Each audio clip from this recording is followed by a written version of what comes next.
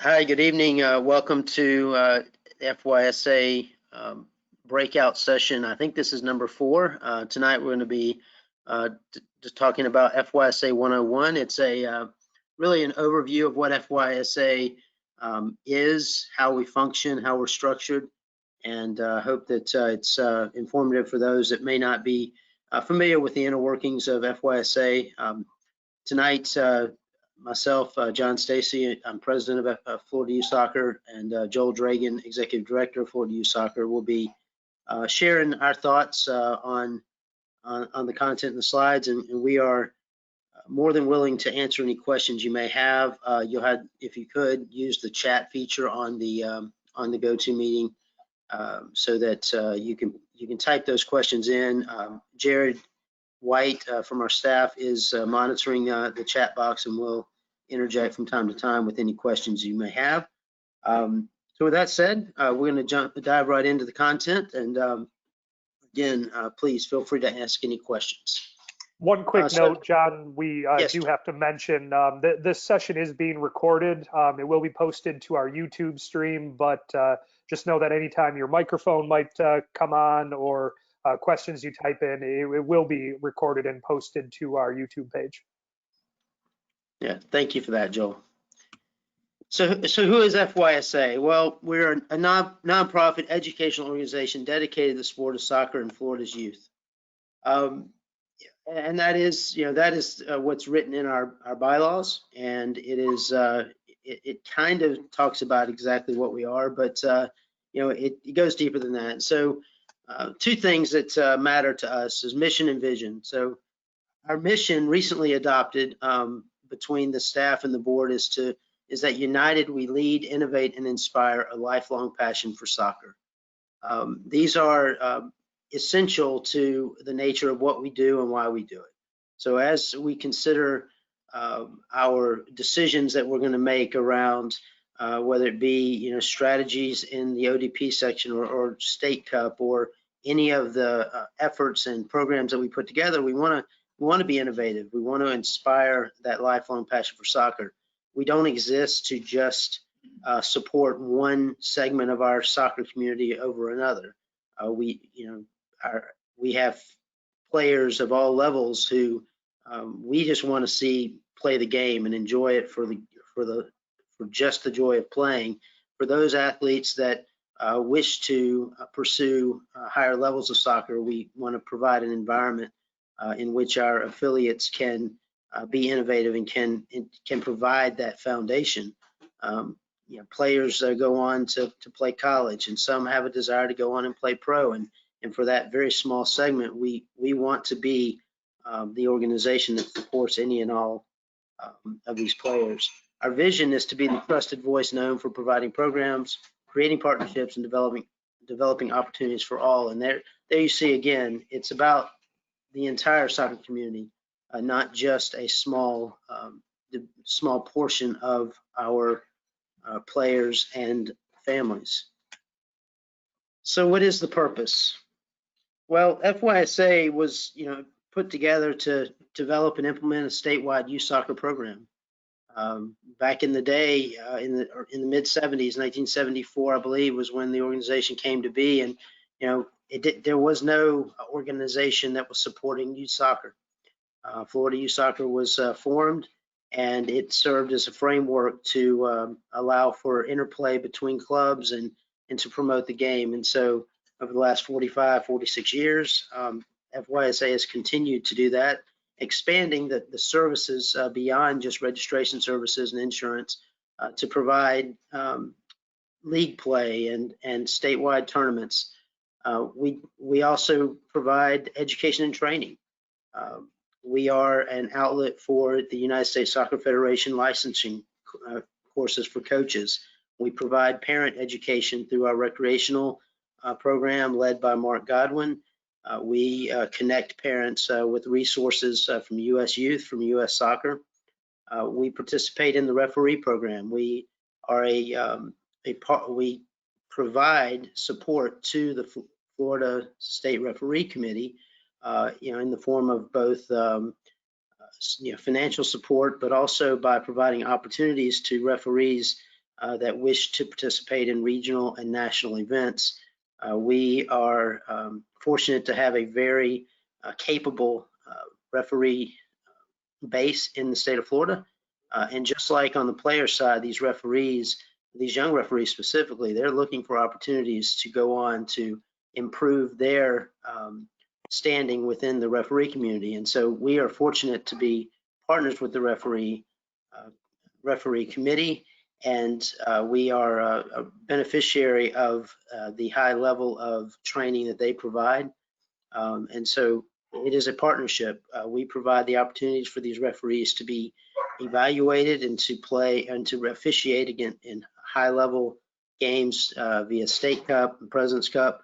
And from there, they go on to regional and national events.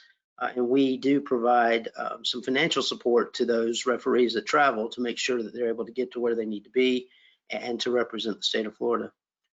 And then, of course, just providing mechanism for training to our athletes through our ODP program and through facilitation of recreational grant programs. We're able to support our member affiliates. So in addition, we provide administrative guidance and assistance. This is through sessions like this one, like others that we're doing in the lead up to the AGM. We are there to be a resource for those that need to register players, need to administer their risk management programs. We provide governance around the rules of FYSA. And through our bylaws and interpretations, we can assist clubs across the spectrum when it comes to local governance. We seek to provide them with best practices, make sure that they understand the procedures of FYSA, that they can avail themselves of the programs.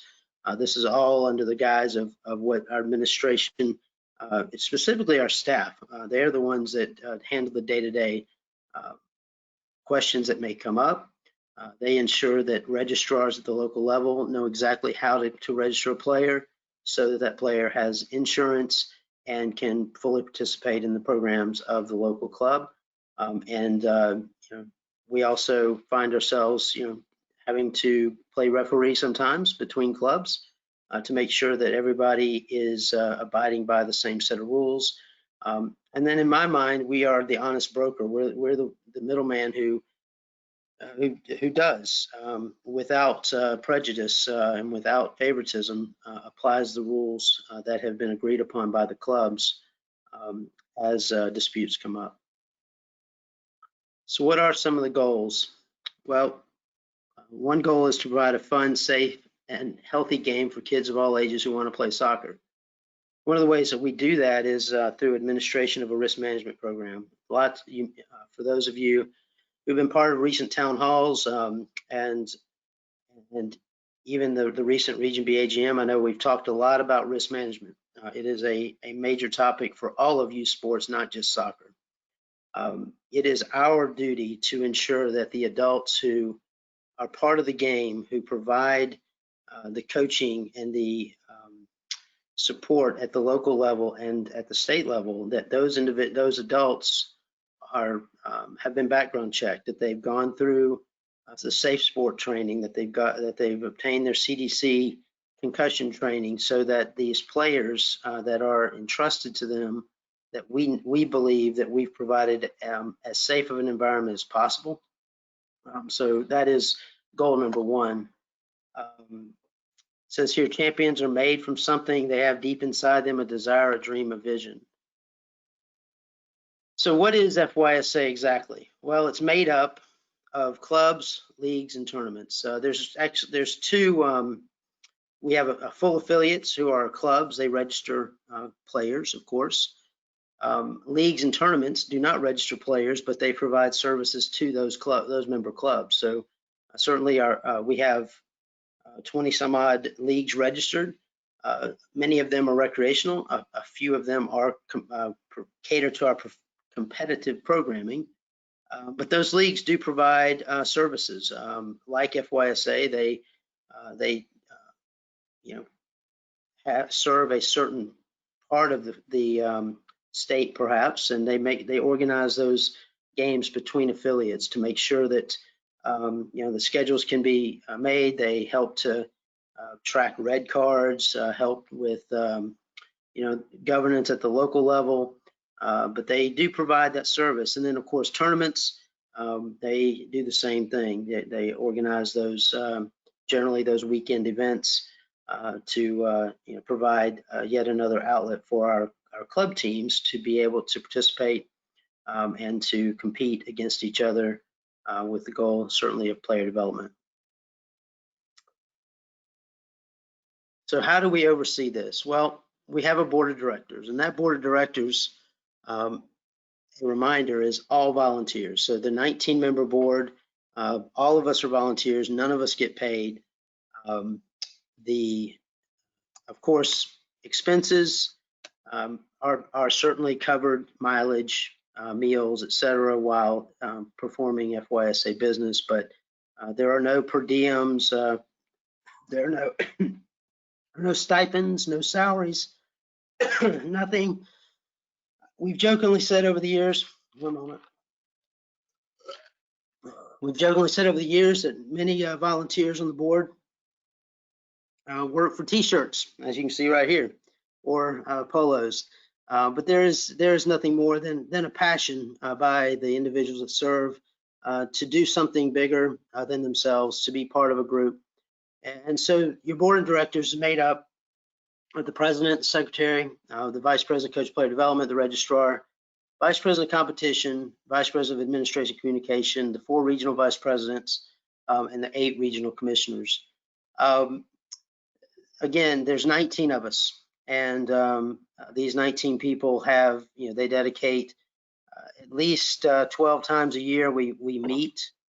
They commit to traveling to Auburndale for meetings at least 3 or 4 times a year. They volunteer for State Cup, President's Cup. They commit time and energy to this organization. And again, they do it because they feel like they can make a difference. Every person on the board, lot will be said and has been said that there's differences of opinion on the board, and that is true. But a world where everybody agrees is a boring world. And I know for a fact that every person on our board cares deeply about the organization. They care about soccer. They want what's right. We don't always agree on what the right path forward is, but I know that their motives are pure, and I applaud everyone who chooses to serve in these roles, and those that have gone before and those that will follow us. I know that it is not an easy task to serve an organization when in times like we've seen with COVID, there are difficult decisions that have to be made. But I am very proud of the group that I've been part of, and now my 14th year having served on this board that long. I've seen a lot of good people come and go, and again, very pleased to be part of it. So with that, and then of course, that's the board side, that's the volunteer side. On the professional side, we have the staff.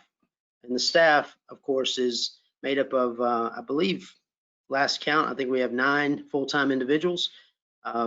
They are led by Joel Dragan, who's our executive director. And with that, I'm going to hand it off to Joel. I'd like him to speak to the structure of our staff and the individuals that make that staff up, and kind of touch on what they do from day-to-day basis to support the membership. So Joel, take it away. Absolutely.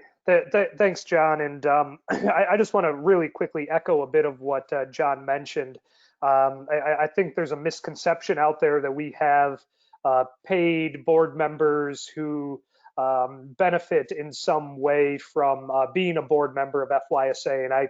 And having worked for FYSA for the past 7 months and having worked for different state associations around the country over the past 13 to 14 years, I can tell you that's absolutely not the case. The polos and t-shirts that they receive are truly not enough. So I think the board of directors, and just to start off from a macro level, the structure, we are the paid side of this. We do get paid for what we do as a staff. And I like to look at this as we work at the pleasure, we work for the membership. We really do. And the membership elects the board of directors, who we work for more on a day-to-day basis. With 100,000 youth soccer players, with 220 associations, closer to 250 if you add in the leagues and tournaments, it's not practical to get advice from them. So the elected officials become our conduit to the membership. And we take it as our mission to enact, to put into motion the will of the membership. So I just want to say from a broad level, that's what we do. As John mentioned, I'm the executive director. I'm in charge of the staff, report to the board of directors. I am fairly new here. I started in January. It's been an interesting first several months. I've done this, as I mentioned, for an awfully long time. This year is truly unique. I pride myself on being accessible. I hope you guys hear from me. I think I've been on speaking in almost every one of these. So you will be hearing from me, whether it's via communication, written, or town halls like this. This type of interaction with the membership, as we mentioned on our last meeting, will continue. So that's just a bit about me. Moving into our coaching department, really one of the highlights of the things that we do here best, what sets FYSA apart, is our robust coaching department. It's led by Mike Strickler, our longtime director of coaching. I know Mike has been here over 20 years. He'll tell you, and really anybody in the region will tell you, that he and his staff have built possibly one of the most successful ODP programs in the entire country. Our ODP program is a real source of pride for us, and I know Mike really enjoys that. But he's in charge of the entire coaching department, player development. These are our soccer guys, as we put it, with Mike leading the way. Mark Godwin is our assistant director of coaching, with a specialty on recreational. This particular position was a real highlight for me coming on board. There's so much made of the competitive player and the competitive environment. People think that we invest too much sometimes in the competitive people, and I understand that recreational is just a part, just as important of a part of that. Today's rec players are tomorrow's competitive players. Very few players step in and just start playing competitive soccer right away.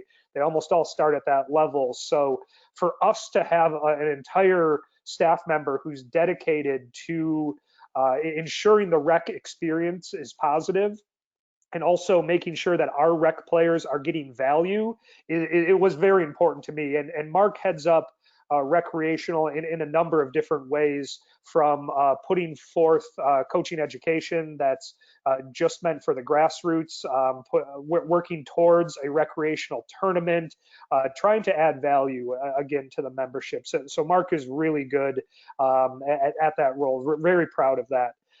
Siggy is his official title is player development and program specialist. However, you could just throw ODP in there. Siggy is hands-on ODP. Him and Mike tag team that program, and it is really well done. Siggy puts in a lot of time, a lot of effort. He's handling the administration, but you see him out there working with the players as well. I know he's coached teams in the past. He's got an incredible passion for coaching and getting players to the next level. ODP, with this being 101, I guess I should say, ODP is the Olympic Development Program. This is a supplement to the club environment. This is trainings, it's identification, it's development outside of the club environment. It's less team focused. and more development focused. There's opportunities for international travel. They took teams to California last year, both Siggy and Mike. So a lot goes into our ODP program, as I've mentioned. We've put a ton of players into college, and Siggy really helps every step of the way. He's really proud of the program as well that him and Mike have built. Certainly, last but not least is Andrew Simpson. Same title, player development, program assistant. However, he is really ingrained in the coaching education. We have a lot of coaches in this state, somewhere between 10 and 12,000, depending on the year, depending on what metric you want to look at. But Andrew's main focus is getting those people educated and dealing with the ever-changing environment that is the licensing of U.S. youth soccer or U.S. soccer. I think that they've gone from E licenses to F licenses to now this new grassroots approach. It's a lot to keep up on, and Andrew is up on all of it. He facilitates our C licenses, of which we host 3 usually per year, sometimes more. There's a desire in this state to get educated, and the pathway to your licensing is navigated in a lot of cases by Andrew, and he's our go-to guy on what licenses you need, setting up courses around the state, helping the instructors, and really handling the registration. So really plays a vital part for any of your coaches who are ready to take that next step. It goes from grassroots now to the D license to the CBA. John, moving on from coaching, events and communications.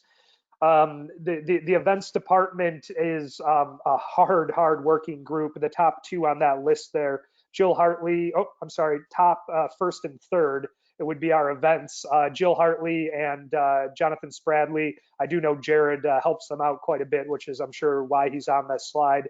Events are our State Cup, our President's Cup, our Commissioner's Cup, and the leagues that we run, FSPL and Sunshine Conference.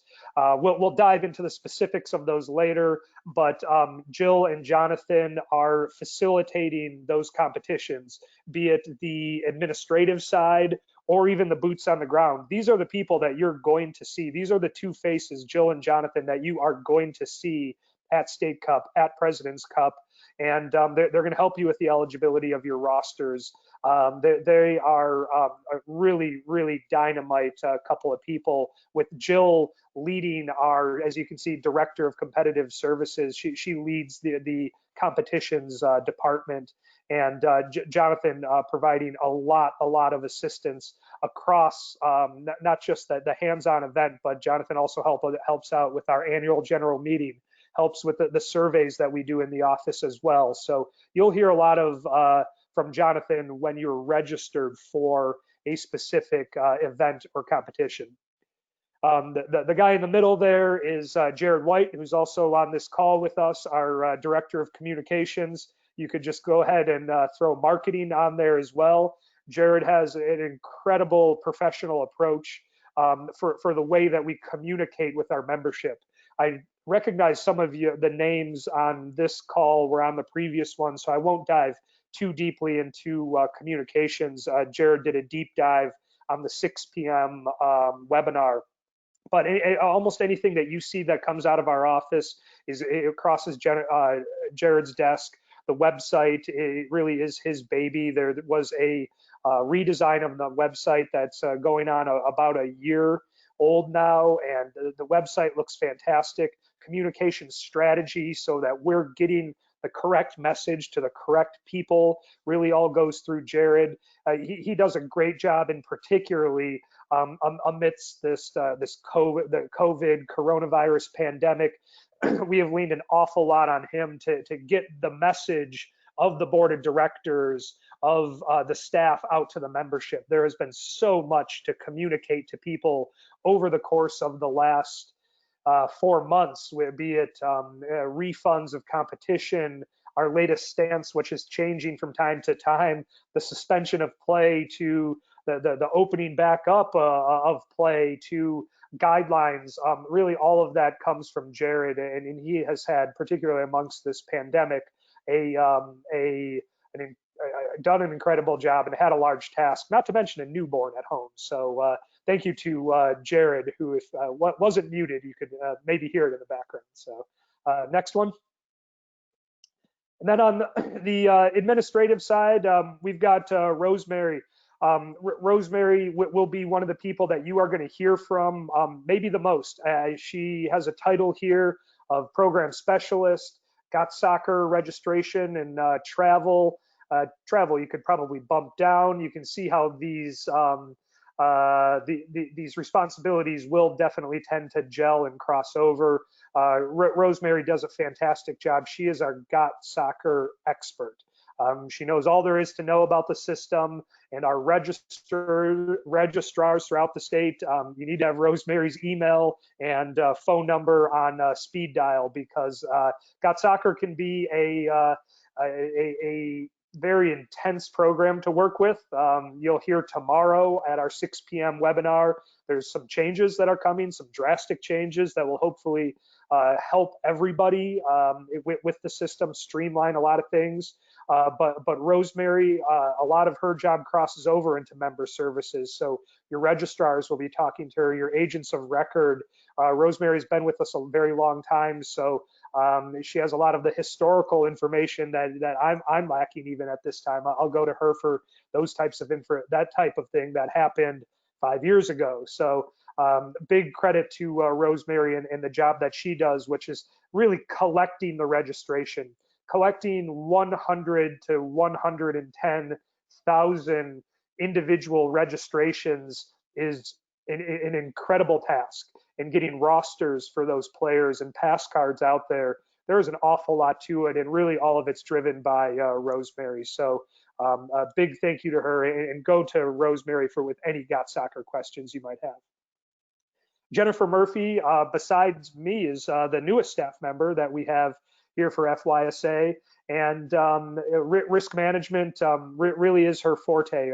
Jennifer and I speak an awful lot because that's sort of my background as well. I like to consider myself an expert. I've sat on national committees for risk management. So Jennifer is anything day-to-day risk management, all of your background checks. As I mentioned earlier, we've got 10 to 12,000 coaches in this state, call it roughly 15,000 background checks. If you factor in the referees in there, they more or less all cross her desk. She facilitates an incredible amount of background checks. And in fact, just in this last year, working with a new background check provider, JD Palantine, which has been a really great transition for us. But everybody knows that a transition can have some headaches. A new provider of a background check, and Jennifer has done absolutely tremendous. Her skills are really well fit for this role. She's our rules expert in the office. She knows the rules and bylaws inside and out, and anything discipline and appeals, I would also put under her banner as well as travel that we have under there. Tournament sanctioning goes to Jennifer, as well as that permission to travel stuff. So an awful lot on her plate these days as well. And I think there's one more on this slide. Last but absolutely not least is such an essential function of what we do at the heart of being an association. Less to do with outward to our members, but internally compliance, financial, is Michelle Cook, our financial specialist in the office. Michelle keeps us all in check, more or less. She examines all the expenses. We just refunded well over $400,000 in registration fees for the spring season. Much of that was in competitive tournament fees for State Cup, President's Cup, and Commissioner's Cup. But we also refunded an ODP camp, partial or full refunds for that. Huge task. So anything financial related that deals with FYSA, or outwardly to you guys, it's your billing to FYSA when you're registering players to us, Michelle's going to be your go-to person. We have a very large budget. She manages our budget. Anything financial would go through Michelle, and she also just does a tremendous job. Moving on here. So Joel, before you jump on, I'd like to at least mention that, there's no accident that you probably spent 3 times the time I spent talking about the board, you spent talking about the staff. And I think that's a fair allotment of time. These are the soccer professionals. The staff runs the day-to-day. They do the work. They're 40 hours a week, 2,000 hours a year, 2,100 hours a year or so. Your board members, if they're spending more than 2 to 3 hours a week, I'd be surprised. Some spend more than others, but the day-to-day work is done by the staff. And so I want to just say thank you to those staff members that might be listening now or maybe later, but thank you for your service to FYSA. We have a fantastic team. And, as Joel mentioned, the newest, other than him, is Jennifer Murphy, and she's been there, I think, 11 months. So it's a team that has a lot of experience with FYSA, and I know that they will continue to serve this organization well for the next, hopefully the next decade or two. Thank you, John. Much appreciated.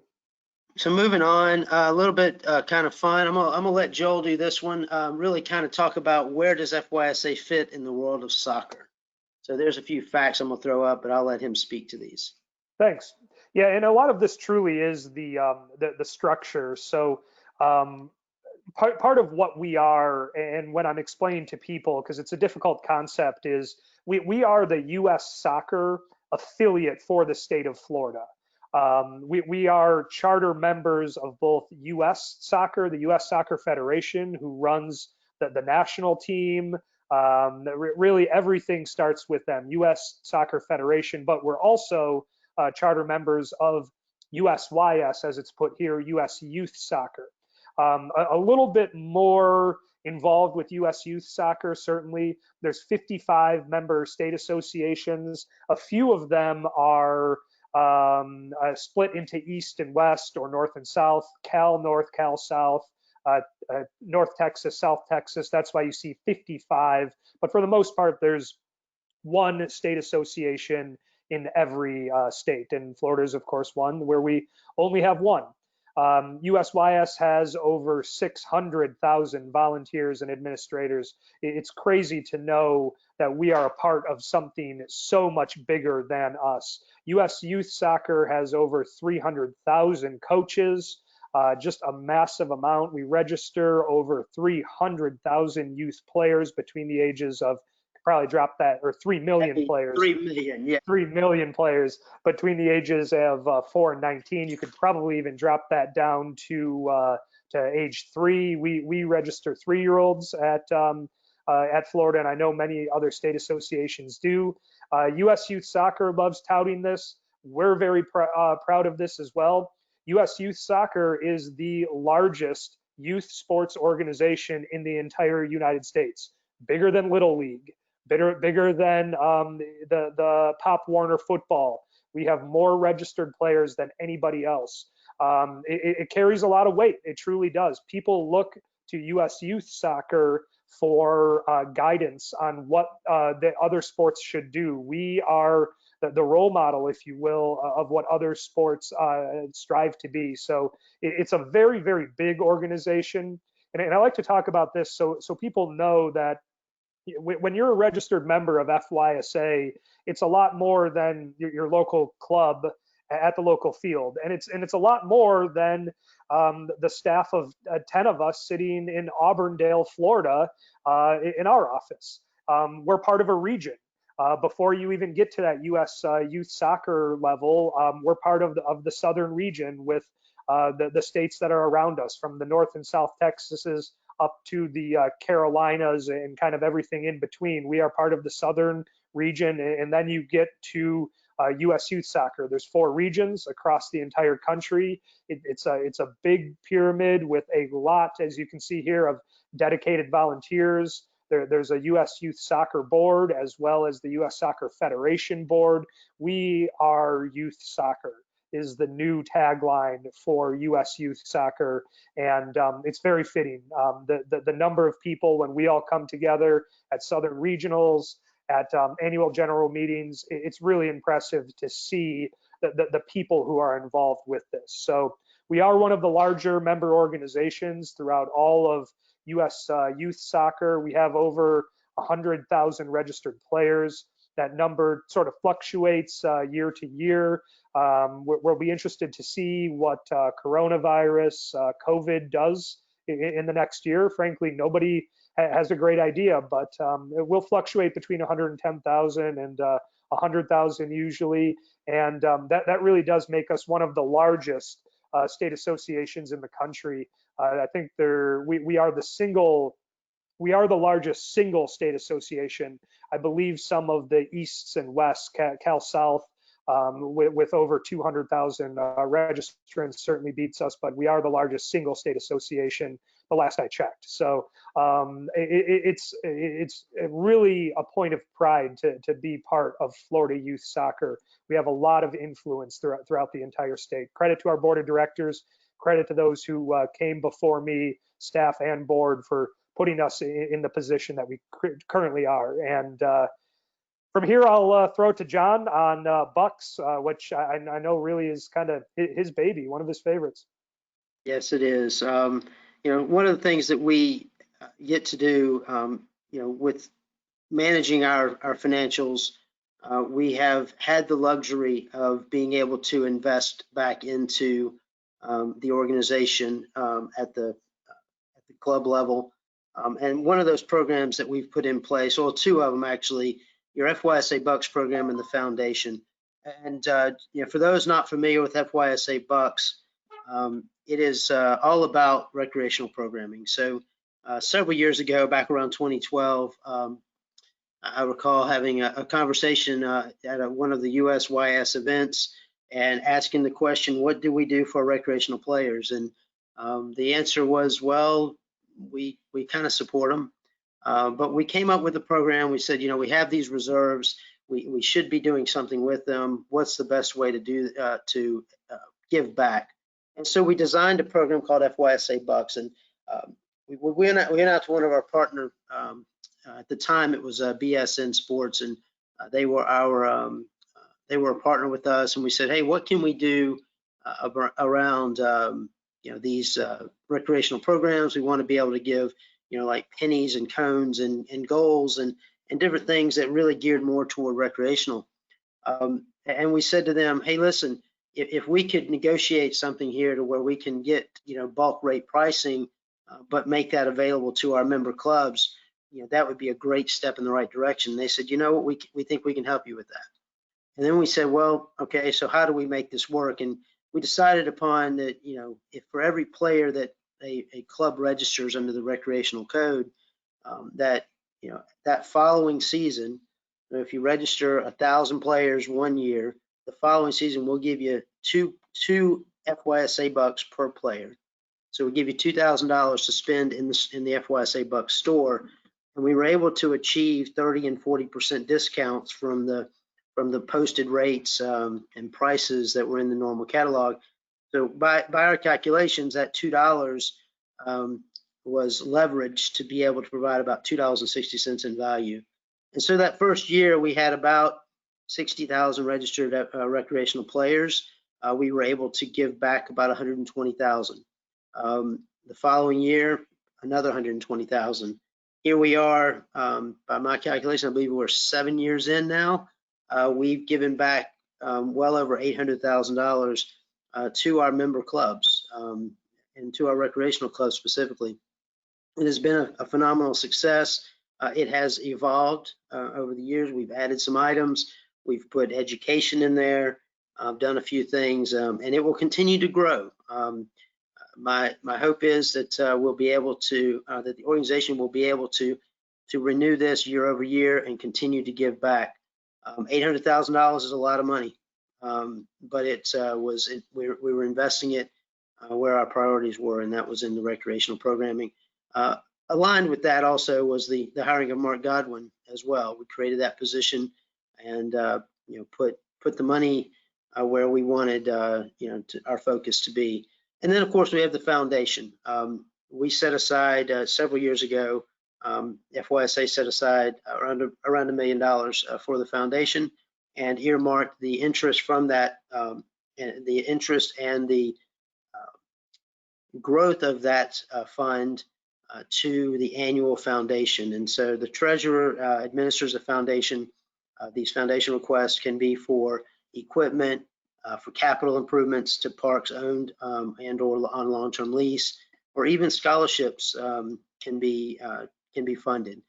Usually it's after the fact, but these are available. Usually the application is due somewhere around November, Thanksgiving timeframe. Decisions are made by the treasurer and the financial committee, presented to the board in January, and then awards are made. So on average, we give back probably $60,000 to $80,000 a year on the foundation side. On the Bucks program, about $120,000 to $140,000 a year. So it's a tidy sum of around $200,000. And I'm glad that we remain in a position to do that. This has been a challenging financial year, no doubt, with all of the refunds and such. But we still, because of prudent financial practices over the last 15, 20 years, the organization remains in a position to be able to continue to fund these grant programs. So let's go back and now talk a little bit about affiliation types. We have full affiliates. We have recreational only affiliates. A full affiliate is can have teams of both competitive and recreational level play. A recreational only can, of course, only offer recreational programming. That recreational part really grew out of the 15-mile rule. It was put in place to create a pathway for those rec-only clubs that wanted to be part of FYSA, but were stymied by the 15-mile rule, and so there was an exception granted or made, and the recreational affiliate was put into place. And then we have associate affiliates. Again, associate affiliates can't register players, but they do run leagues and tournaments, and so the members of the boards of those associate members are certainly registered with FYSA. From an administrator standpoint, but again, no coaches or players are underneath the affiliation. And really, without our affiliates and without the leagues, without the tournaments, soccer or FYSA it would not exist. We need quality leagues. We need the tournaments to be there, and we certainly, the clubs are the backbone, but these other leagues, the leagues certainly provide that outlet for play. Some states have gone to where they run all the leagues, and FYSA has no desire to do that in the past, and I hope to never see it come to that. There's certain statewide leagues, certainly, that we've put in place to provide that higher level of play, but without the local leagues are vital to what we do on a week-to-week, month-to-month, and year-to-year basis. So what is the responsibility of an affiliate? Well, you have to affiliate annually. You have to name an agent of record. You have to register all of your players, coaches, administrators, and volunteers. We put that in there because I think there's some that don't quite understand the 100% rule.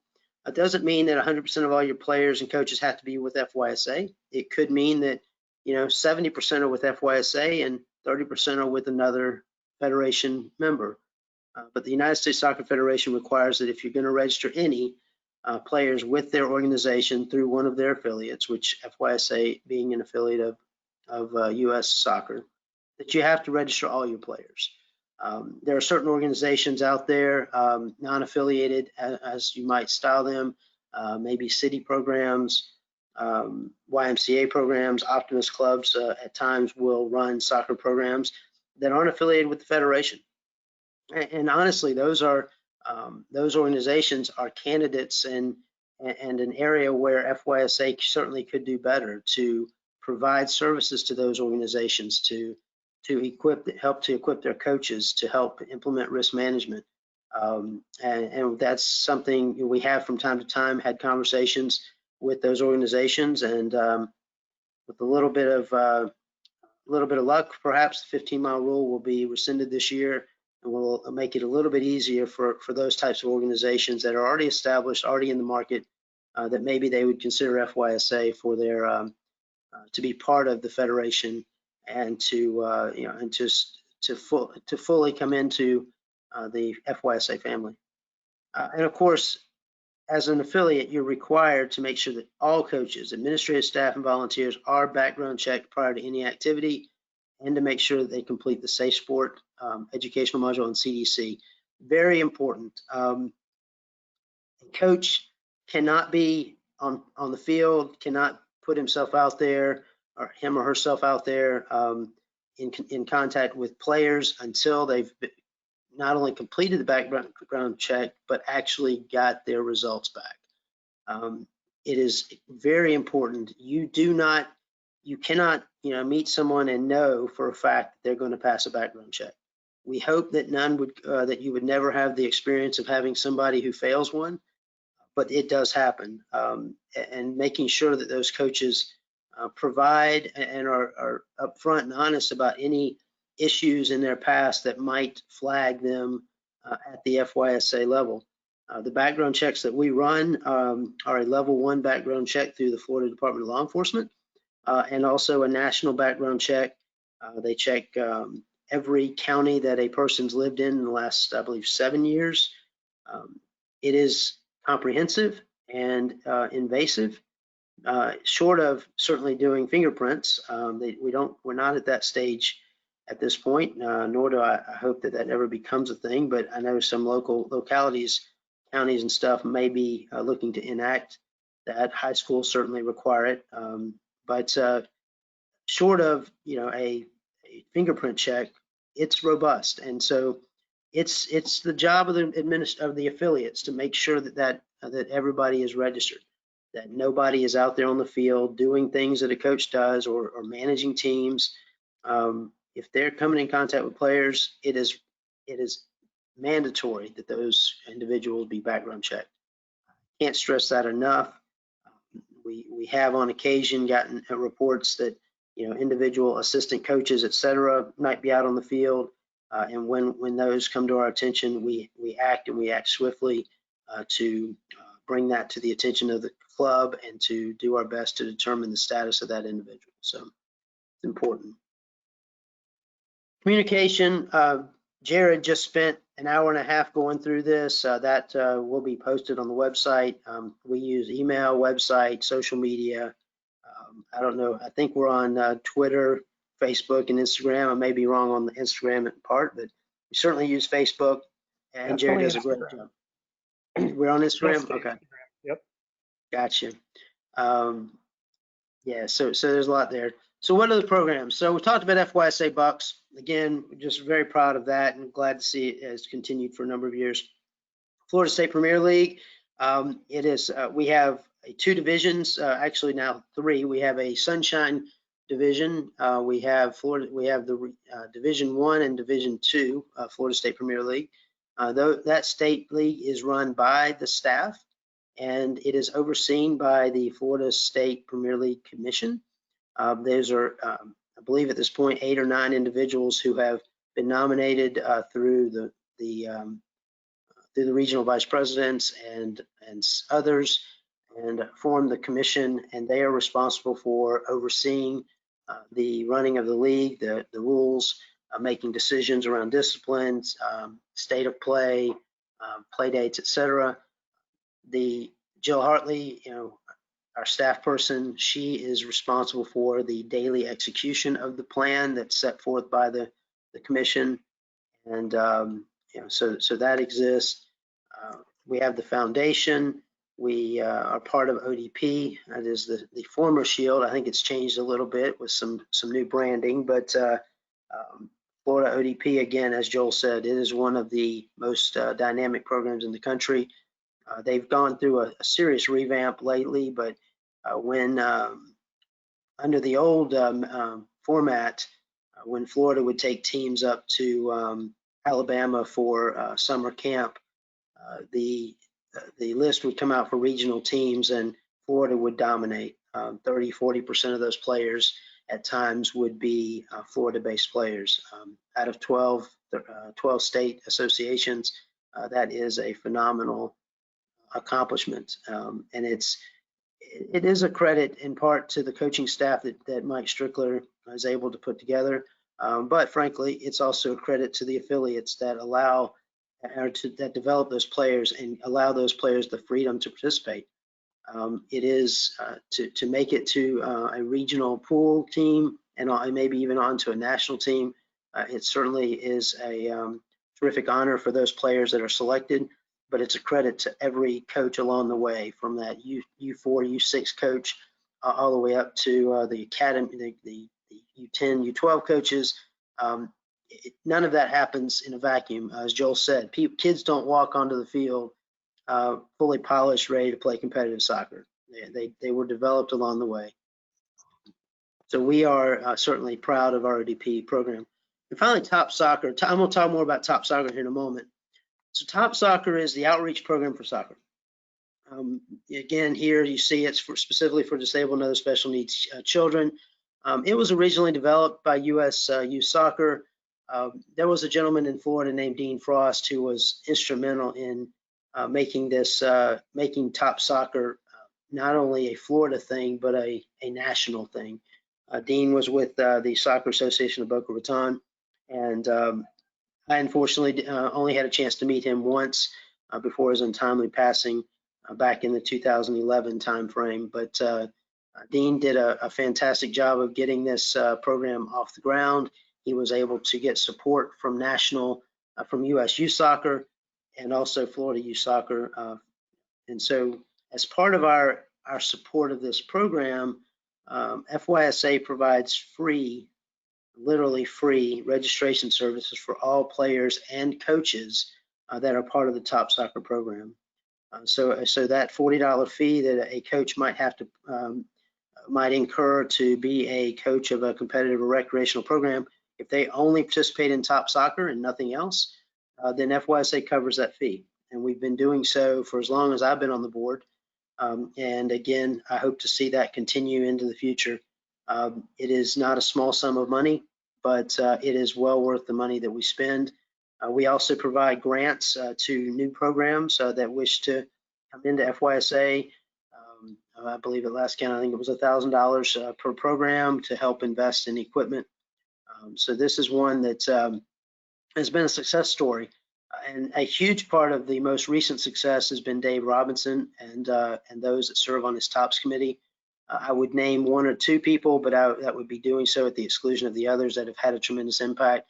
So I will just credit Dave and team for what they've been able to accomplish. They are, I like to say, they're one of the forward-facing, membership-facing committees that we have. They get out there in the real world and they seek to build TOPSoccer.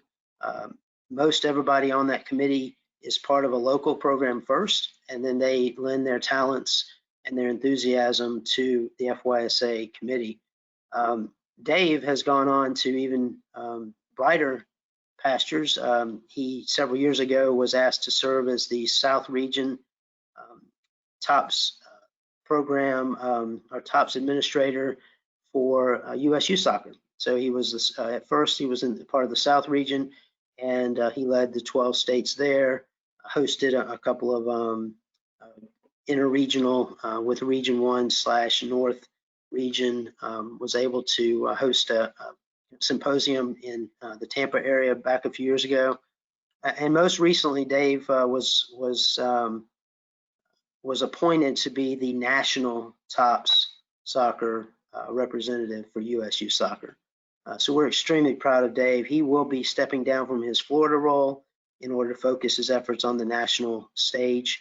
But he has done a fantastic job. And Dave, if you're listening, congratulations, and I wish you all the best with TOPSoccer.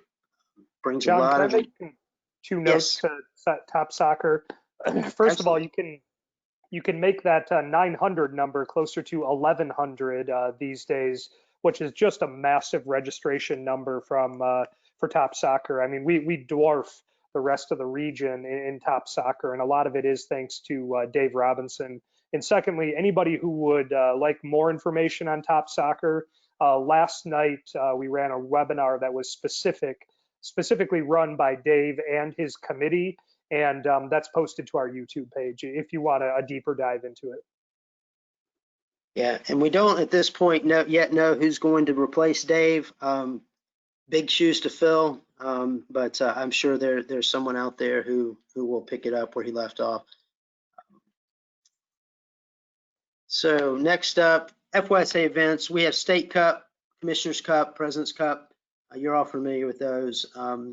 Hopefully for 2021, those events will go off without a hitch. Hopefully COVID will fade into the woodwork, and we'll be able to get back to a normal schedule. This past season, of course, State Cup and much of President's Cup ended up being canceled. With Commissioner's Cup, a handful of games unfortunately could not be played. These both President's Cup and State Cup, it's important to understand these are part of the larger narrative. So there is a national cup through a national championship that all of the 55 state associations will run their State Cup, and the winners from those State Cups, along with the other teams that play in through USYS leagues, will be part of regional play. Then the regional winners will go on to play in the national championships.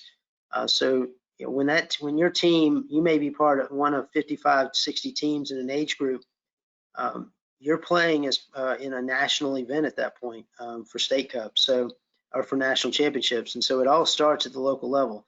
Every team that makes it that far has to earn their way in, and that's one of the fantastic things about USU soccer is you may be a team from the smallest club in the least populated part of Florida, but if you can cobble together 18 to 20 committed kids who play well together, they can go as far as their talents will take them. And it's not about what's on your shirt at that point. It's about the character of your team, the talent of your team. President's Cup's the same way. There's a National President's Cup.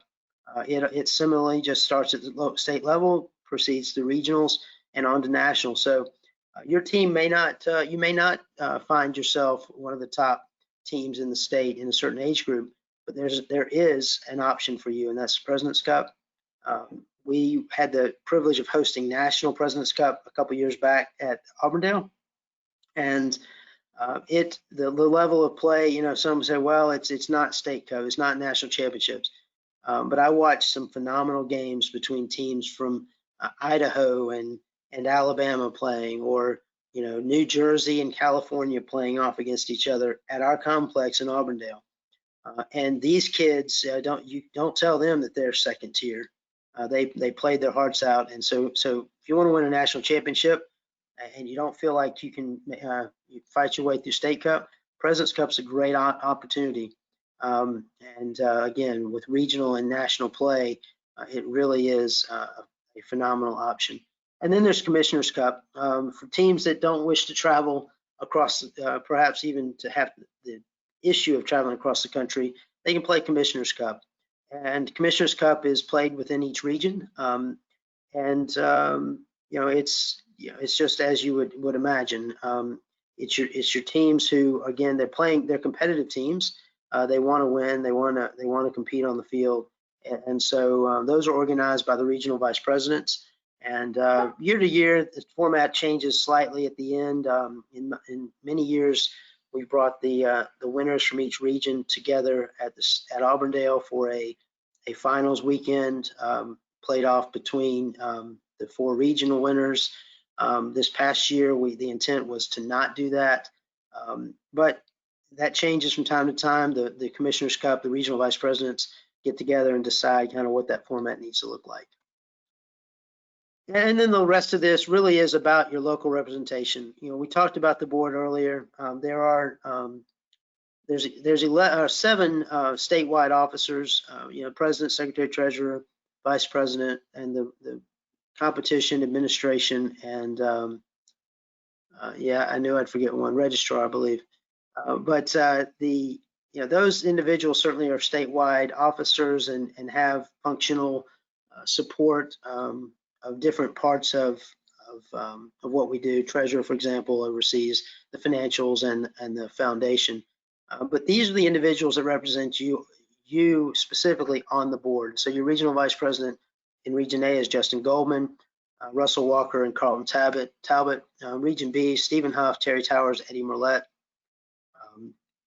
And I apologize to Mike Connell. I failed to see that I did not update this one today. So Mr. Dave DeTilio had retired after 16 years. You can see why his name is etched here probably, but it ought to say Mike Connell. And Mike he started at the beginning of this past year and was elected at the AGM last year. So he is now serving, and he's in the middle of his first term. John Witkowski as the Region North Commissioner. Kai Velmer was Region South C-South Commissioner. Had stepped down sometime about a month ago now. And then Region D, Sandy Latio, Terry Straub, and Don Hart represent Region D. That brings us to the end of the content. We're at the hour mark. I think an hour and a half has been set aside. So Jared or Joel, are there any questions that we can answer for the group? No, as of right now, you've got just a couple of people saying thank you. Thank you for Rosemary for being recognized by both you and Joel, and Dora just wanting to thank Dave and acknowledge the other board members as well. So no questions at this time. All right. Well, happy to stay on. I can't think of anything else that we really